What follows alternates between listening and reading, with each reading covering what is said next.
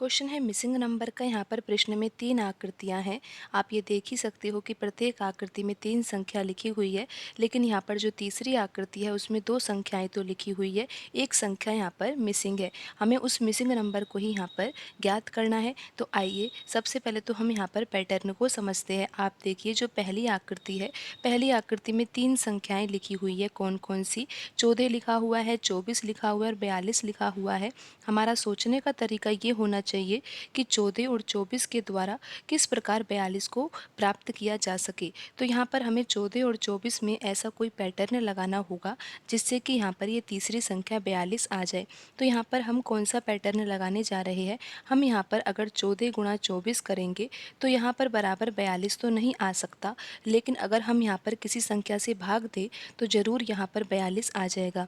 अगर हम 8 से भाग देंगे तो 8 के पहाड़े से ये 24 कट जाएगा 3 बार और 14 का गुणा 3 से होगा तो यहाँ पर आ जाएगा 42। तो इस तरह से यहाँ पर 42 आ रहा है। अब हम यही पैटर्न यहाँ पर दूसरी आकृति में लिखी हुई संख्याओं में लगाकर देखते हैं कि यहाँ पर 96 आ भी रहा है या नहीं। पैटर्न आपको बता दिया गया है। करना क्या है, यहाँ पर 64 और 12 लिखा हुआ है। इन्हीं दोनों संख्याओं के द्वारा ही हमें तीसरी संख्या 96 को लेकर आना है। तो पैटर्न क्या है, हम यहाँ पर 64 गुणा 12 तो करेंगे ही, लेकिन 64 गुणा 12 करने से तो 96 नहीं आ सकता ना। तो यहाँ पर हम 8 का ही भाग देंगे। जैसा कि आपने देखा कि यहाँ पर पहली आकृति में जो संख्याएं लिखी हुई थी उसमें भी हमने यहाँ पर जो पैटर्न लगाया था उसमें 8 का ही भाग दिया था ना। तो यहाँ पर भी हम 8 से ही भाग दे रहे हैं। तो अब देखते हैं हम कि यहाँ पर 96 आ भी रहा है या नहीं। तो 8 के पहाड़े से 64 कटेगा 8 बार और 8 गुणा 12 करेंगे तो कितना आ जाएगा, 96 आ जाएगा। और तीसरी संख्या यहाँ पर 96 ही लिखी हुई है।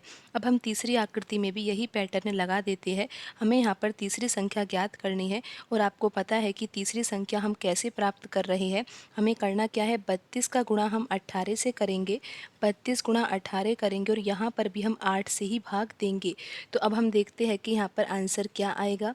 8 के पहाड़े से 32 कट जाएगा 4 बार और 18 का गुणा 4 से होगा तो आंसर आ जाएगा 72। तो यहाँ पर तीसरी संख्या क्या आएगी, 72 आएगी। और आप ये देख सकते हो कि कौन से ऑप्शन में आंसर लिखा हुआ है। यहाँ पर ऑप्शन सी सही होगा। आप एक बार फिर से देख लीजिए कि 72 आंसर कैसे आया।